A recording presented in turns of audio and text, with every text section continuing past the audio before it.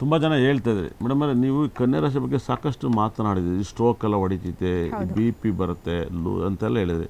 ಇದು ಯಾವ ಆಧಾರದ ಥರ ಇದು ರಪ್ಪನ್ ಪ್ರೆಡಿಕ್ಷನ್ ಕೊಟ್ರಿ ಸರ್? ಕನ್ಯಾ ರಾಶಿಗೆ ಯಾಕಂದ್ರೆ ಬುಧ ರಾಶಿಯಾಧಿಪತಿ ಬುಧ 6ನೇ ಮನೇಲಿ ಇದ್ದಾರೆ. ಜೊತೆಗೆ ಕುಜನೂ ಅಷ್ಟೇ, ಕುಜ 3ನೇವನಾಗಿ 6ನೇ ಮನೆಗೆ ಬಂದಿದ್ದಾನೆ. ಇದೇನಾಗುತ್ತೆ, ಈ ಎರಡೂ ಗ್ರಹಗಳಿದ್ದಾಗ ಮನೇಲಿ ಯಾರಿಗಾದ್ರೂ ಇವಾಗ 3ನೇ ಮನೆ ಆಗಿರುತ್ತೆ, ಇಲ್ಲ ಆಗ್ಬೋದು, ಎರಡು ಹೇಳ್ತಾ ಇದ್ದಾರೆ. ಆಗಿರುತ್ತೆ, ಆ ನೋವನ್ನು ಅನುಭವಿಸಿರ್ತಾರೆ ಅಂತ ಹೇಳಿದ್ರೆ, ಇಲ್ಲ ಮುಂದೆ ಆಗ್ಬೋದು ಅಂತ ಮುಂದೆ ಈ 40 ದಿನದಲ್ಲಿ ಯಾವತ್ತಾದ್ರೂ ಯಾರಿಗಾದ್ರೂ ಸಣ್ಣದ ಒಂದು ನರದ ಒಂದು ಪ್ರಾಬ್ಲಮ್ ಆಗೇ ಆಗುತ್ತೆ. ಅದ್ರ ಜೊತೆಗೆ ಅದರಲ್ಲಿ ಆಪರೇಷನ್ ಮಾಡಿಸ್ಕೊಳ್ಳೋದಾಗಿರ್ಬೋದು, ಸರ್ಜರಿ ಆಗೋದಾಗಿರ್ಬೋದು, ಅಥವಾ ಮನೇಲಿ ಕುಟುಂಬದಲ್ಲಿ ತಂದೆಗೋ ತಾಯಿಗೋ ದೊಡ್ಡಪ್ಪ ಚಿಕ್ಕಪ್ಪನಿಗೋ ಯಾರಿಗಾದ್ರೂ ಒಬ್ರಿಗೆ ಸ್ಟ್ರೋಕು ಇಲ್ಲ ಫಿಟ್ಸು ಈ ಥರದ್ದೊಂದು ಪ್ರಾಬ್ಲಮ್ಮು. ಯಾಕಂದರೆ ಮನಸ್ಥಿತಿ ಕೆಟ್ಟಾಗ ಇವೆಲ್ಲವೂ ಒಂದೇ ಸತಿ ಬಂದಿರದಾಗ ನೋವಾಗೋದು ಅವ್ರಿಗೆ ಗೊತ್ತಿರುತ್ತೆ. ಸೊ ಹಾಗಾಗಿ ಕನ್ಯಾ ರಾಶಿಯವರು ತುಂಬ ಕೇರ್ಫುಲ್ ಆಗಿರ್ಬೇಕಾಗುತ್ತೆ. ತುಂಬ ಡಿಪ್ರೆಷನ್ ಹೋಗಿ ಅವ್ರಿಗೆ ಆಗ್ಬೋದು. ಇನ್ನೊಂದು ಮಾತು ಹೇಳಿದ್ರಿ, ಈ ಕನ್ಯಾ ರಾಶಿಯವರು ಮಧ್ಯವಯಸ್ಕ ವ್ಯವಹಾರ ಮಾಡೋಕೆ ಹಾಳಾಗೋಗ್ತಾರೆ ಅಂತ ಹೇಳಿದ್ರೆ, ಯಾಕೆ ಆ ಪಾಯಿಂಟ್ಸ್ನ ರೇಂಜ್ ಮಾಡಿದ್ರಿ?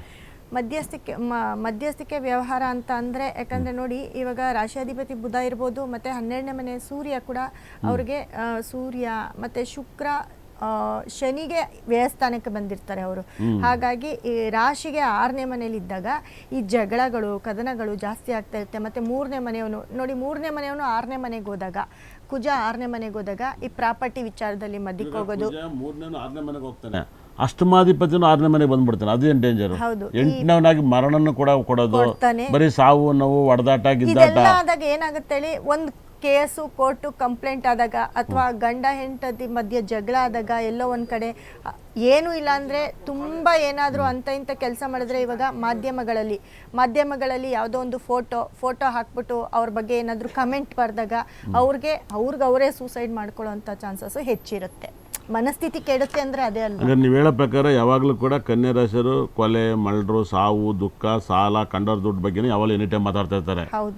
ಇದು ಈ 9 ಗ್ರಹ 7 ಗ್ರಹಗಳು ದೃಷ್ಟಿ ಬೀಳೋದ್ರಿಂದ ಹಿಂಗೆ ಆಗ್ತೈತೆ. ಹಿಂದೆ ಮಾಡಿರ್ತಾರಲ್ಲ, ಏನೇ ಮಾಡಿದ್ರು ಈ ಟೈಮಲ್ಲಿ ಅವರು ಲಾಕ್ ಆಗ್ತಾರೆ.